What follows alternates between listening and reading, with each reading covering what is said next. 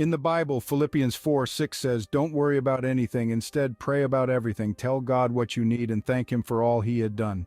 When I was in college, I had an economics class. In this class, we had only 2 grades, a midterm and a final exam. My goal was to get an A in the class, but I had scored an 85% on the midterm.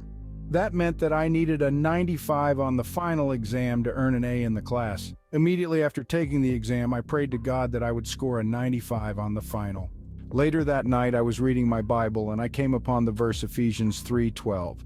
Because of Christ and our faith in Him, we can now come boldly and confidently into God's presence. After reading this scripture, I thought to myself that I had prayed only for the bare minimum that I needed to get an A. So I went back, but this time I prayed for a 100% for my final exam grade. This was definitely a bold prayer. The next morning, I received my economics final exam paper. At the top of the test, the score 95% was written, but it had been crossed out. Then next to the crossed out 95 was a 100%. At the end of class, I asked the professor about my grade. He said, "Well, your paper was one of the first that I graded, and I originally assigned you a 95%. However, after I graded all the papers, I thought about it, and since you had the best exam, I went back and changed your grade to 100%.